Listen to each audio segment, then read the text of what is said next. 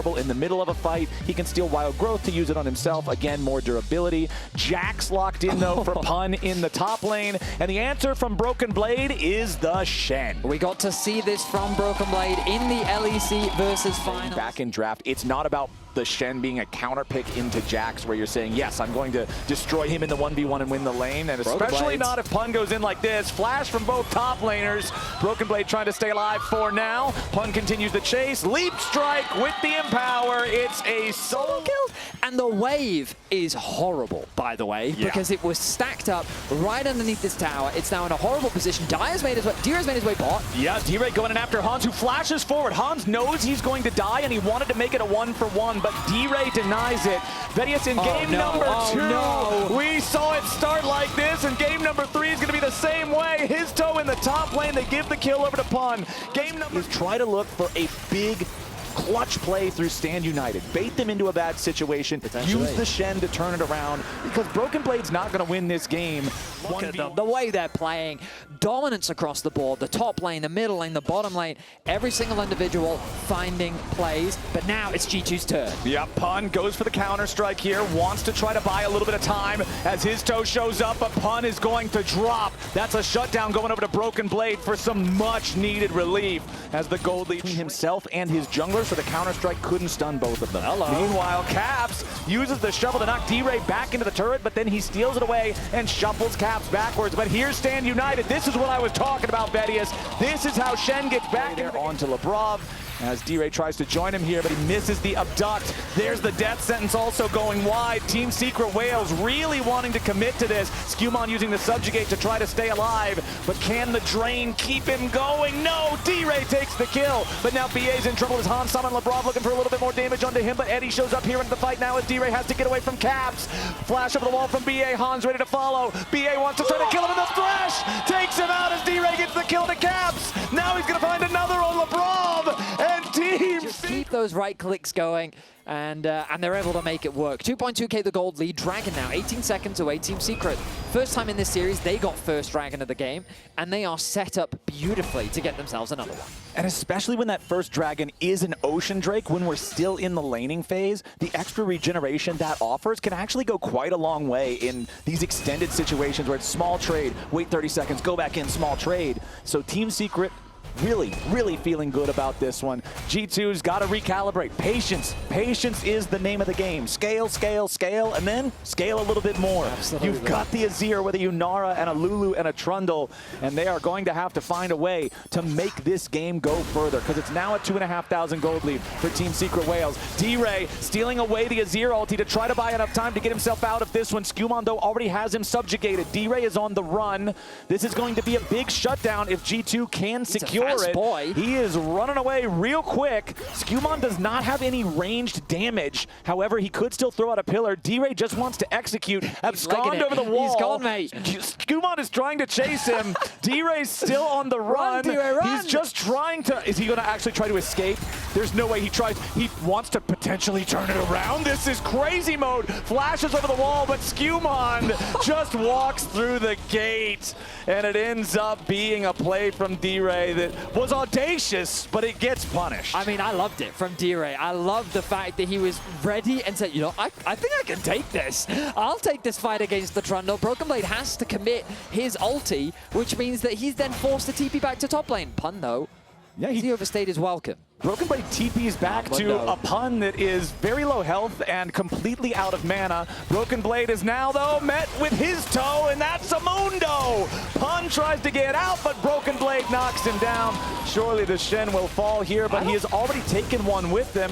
His toe has the... Does he have the red buff on the Mundo? I can't see the brushes. No, he doesn't. Okay, Broken Blade, honestly. Now he's close to level 11, and the game is in a very interesting spot, Caps. You gotta be careful there, bro.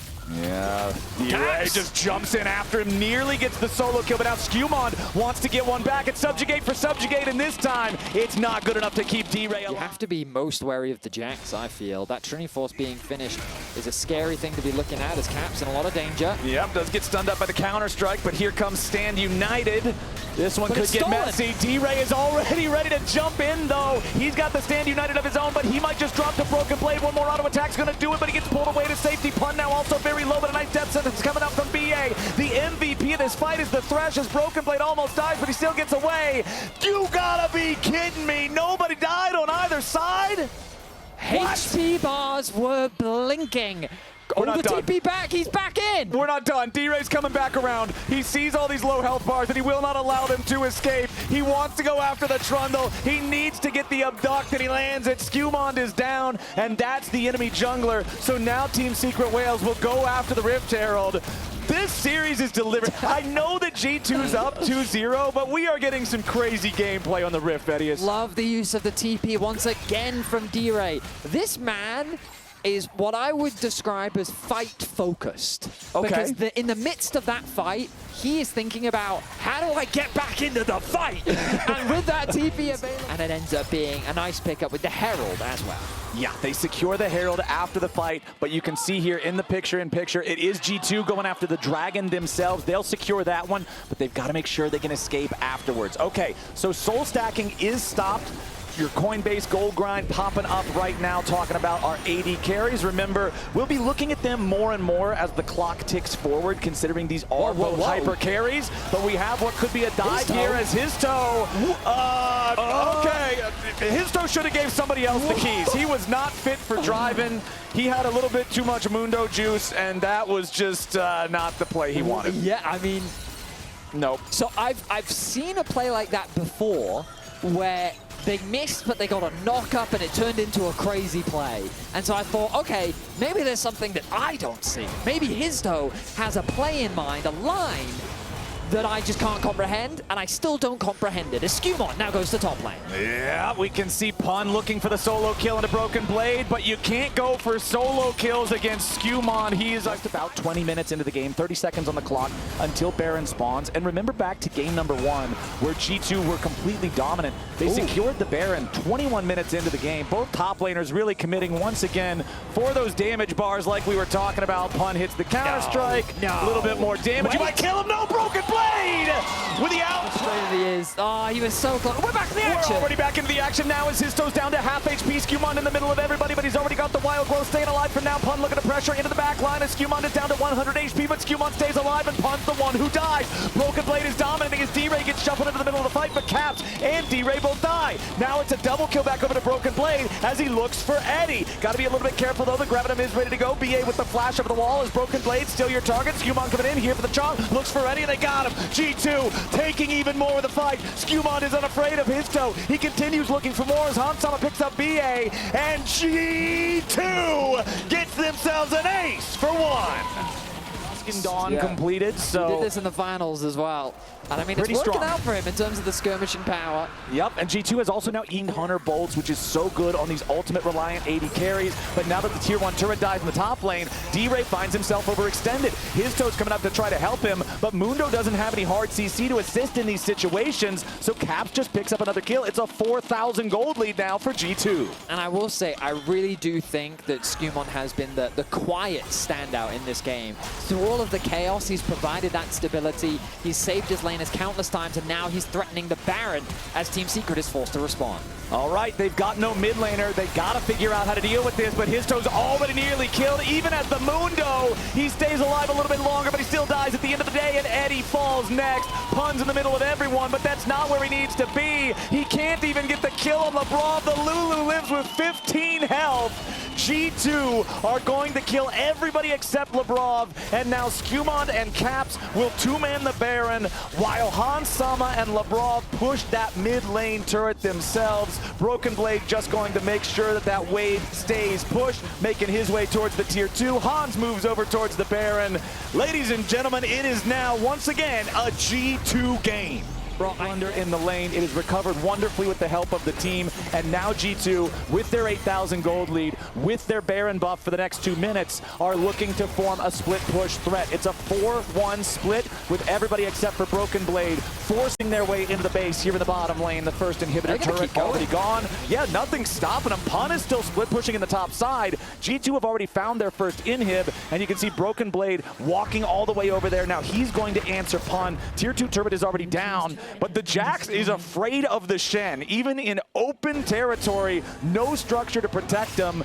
Pun does not want anything to do with this Shen. Yeah, you can see how much damage he does just dashing in and getting the Dusk and Dawn. Look at the damage! Shen is a true ninja, and he puts a dash. I questioned his game. I did. You know, we criticized him for dying one. Oh, Eddie, you got it. Yeah, the flash was a wise mandatory choice. Yep. The Broken Blade committing the TP, still has the ulti ready.